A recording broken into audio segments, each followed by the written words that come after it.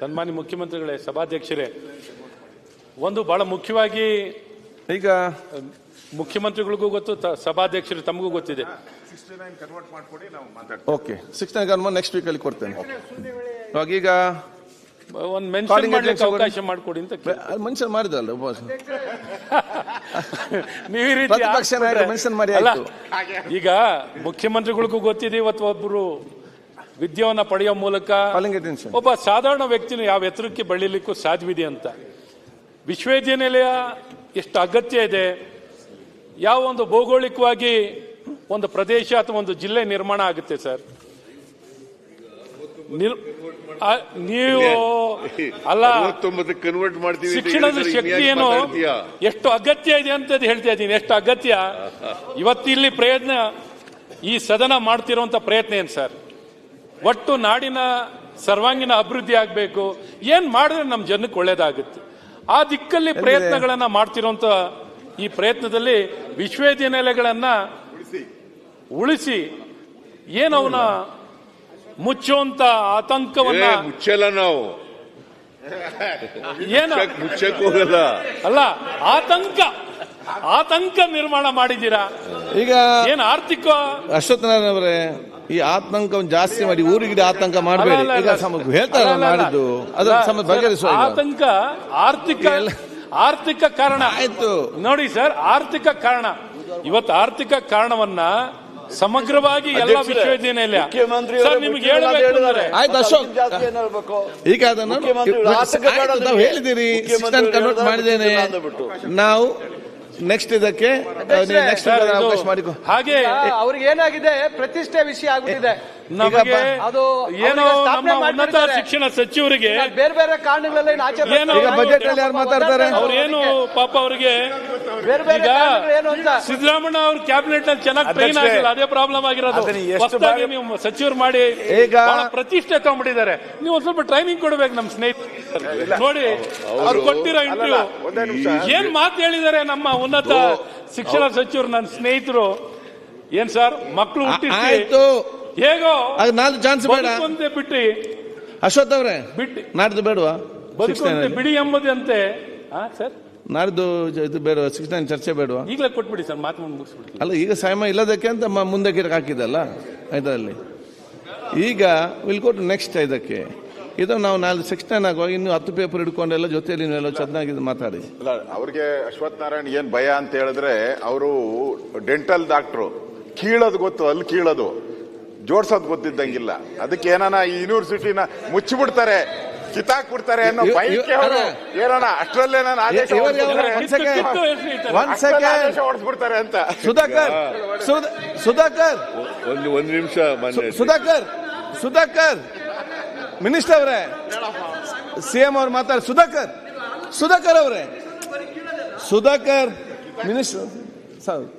ಈಗ ಮಾನ್ಯ ಸಭಾಧ್ಯಕ್ಷರೇ, ಕೂತ್ಕೊಳ್ಳಿ Ashwathnarayan. Don't be in a ಹರಿ.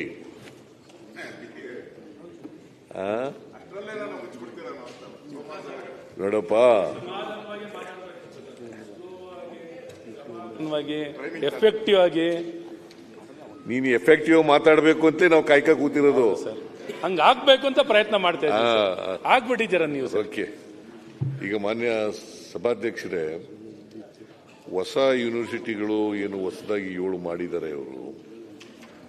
ನಾವು ಯಾವ ಯೂನಿವರ್ಸಿಟಿಗಳನ್ನು ಕೂಡ ಮುಚ್ಚಲ್ಲ. ಮುಚ್ಚಬೇಕು, ಅದನ್ನ ಮುಂದುವರಿಸಬೇಕೋ ಬೇಡವೋ ಅಂತೇಳಿ ಒಂದು ಕ್ಯಾಬಿನೆಟ್ ಸಬ್ ಕಮಿಟಿ ಮಾಡಿದ್ದೀವಿ. ಡೆಪ್ಟಿ ಚೀಫ್ ಮಿನಿಸ್ಟರ್ ಅದರ ಅಧ್ಯಕ್ಷರಾಗಿದ್ದಾರೆ. ಅವ್ರು ಇನ್ನೂ ವರದಿ ಕೊಟ್ಟಿಲ್ಲ. ವರದಿ ಕೊಡೋಕ್ಕೂ ಮುಂಚಿತವಾಗಿ ಅವ್ರಿಗೆ ಆತಂಕ ಶುರುವಾಗಿದೆ. ಗೊತ್ತಿಲ್ಲ ನನಗೆ, ನಾವು ಮುಚ್ಚೋದಕ್ಕೆ ಹೋಗಲ್ಲ, ಮುಂದುವರಿಸಬೇಕಾ ಬೇಡವಾ ಅಂತಕ್ಕಂಥದ್ದು ಅದನ್ನು ಮಾಡಿರ್ತಕ್ಕಂಥದ್ದು. ಯಾಕಂತಂದ್ರೆ ಕೇಳ್ರ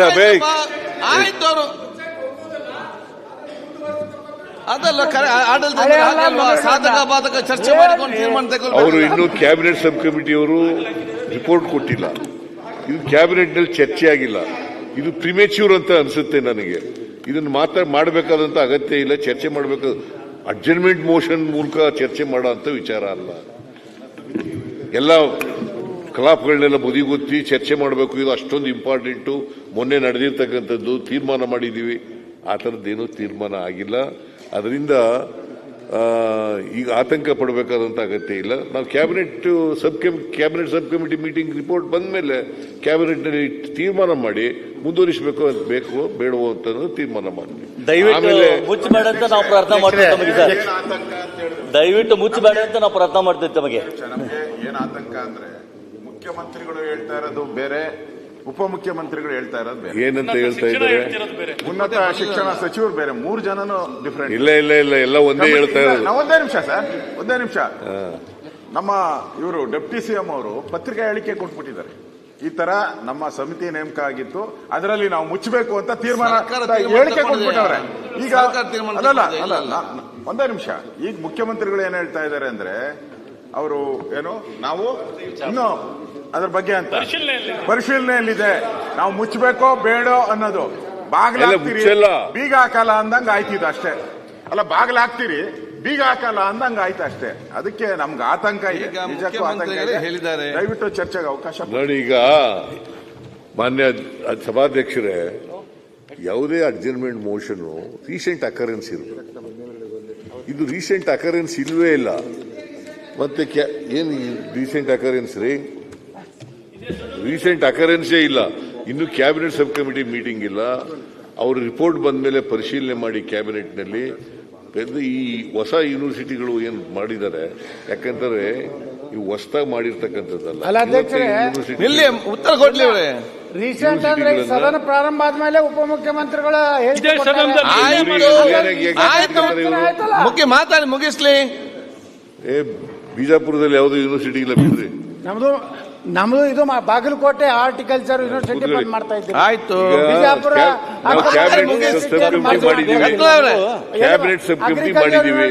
ಅವರೆಲ್ಲರೂ ಸಾಧಕ ಬಾಧಕಗಳನ್ನು ಪರಿಶೀಲನೆ ಮಾಡಿ ರಿಪೋರ್ಟ್ ಕೊಡ್ತಾರೆ. ಆ ರಿಪೋರ್ಟ್ ಕೊಟ್ಟ ಮೇಲೆ ನಾವು ಕ್ಯಾಬಿನೆಟ್ ನಲ್ಲಿ ಇಟ್ಟು ಅದನ್ನ ಪರಿಶೀಲನೆ ಮಾಡ್ತೀವಿ. ಪರಿಶೀಲನೆ ಮಾಡಿ ಆಮೇಲೆ ಮುಂದುವರಿಸಬೇಕೋ ಬೇಡವೋ ಅಂತಕ್ಕಂಥ ತೀರ್ಮಾನ ಮಾಡ್ತೀವಿ. ಓಕೆ, ಈಗ ಇದನ್ನು ಮುಂದಿನ ವಾರ ನಾನು ಚರ್ಚೆಗೆ ತಗೊಳ್ತೇನೆ. ಗಮನಿಸಲು ಸೂಚನೆ, ಎನ್.ಎ. ಹರೀಶ್